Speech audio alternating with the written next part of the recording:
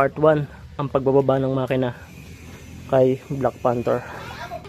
Yun guys, babaklasin na natin to ngayon. Bali gagawin dito, ihiwalay lang tong makina sa body. Bali hugutin pa ganun, tatanggalin yung shock. Tapos ito ayan, ito D7 daw to.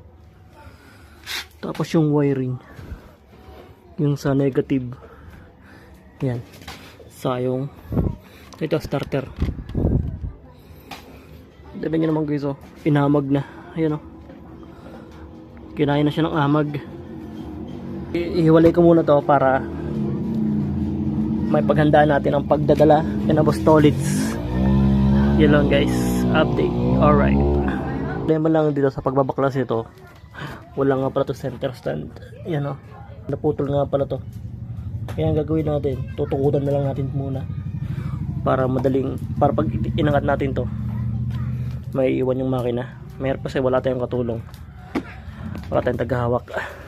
Yan lang guys, papaklasin ko lang ito. Alright, yun, dito nga pala guys, binabaklas ko dito yung tornilyo ng shock. Bali niluluwagan ko lang muna siya bago ko siya hugutin mamaya pag iaangat na. Tapos dito babaklasin ko yung wire niya dyan, yung negative, yung ground, tapos pulser, tapos starter. Yun lang naman yung mga wire na tatanggalin natin dyan guys.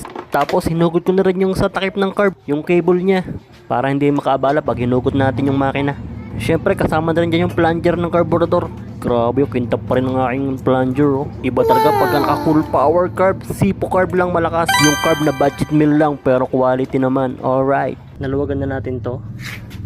Tapos tanggal natin ang carb, yan yung baso. Tapos yung mga wire natanggal rin natin. Yan, o, kagaya yan. Yan kasi pag hinugot natin, yan, kagaya na to, pag hinugot natin yan, may iwan yung mga dugtungan yun, no? Kailangan tanggalin natin yan. Tapos yung negative, ito, yan, ito yung ground, tinanggal na rin natin yan. Tapos nilagyan na rin natin yung abang na tukod kung sakaling bumagsak, may nakatukod. Wala kasi tayong center stand, yan. Tapos ito na lang tatanggalin natin, ito na lang, yan. Tapos diretso hugot na yan, iangat to, may iwan na to. Bubili nga pala ako nitong penetrating oil, para din siyang WD-40. Kung gusto nyo nga pala ito guys, lalagay ko lang yung link dyan. Magagamit mo nga pala to para sa mga tornilyo na mahirap na tanggalin. Pwede mo siyang gamitin, hindi ka na mahihirapan magtanggal kung sana siyang lalambot.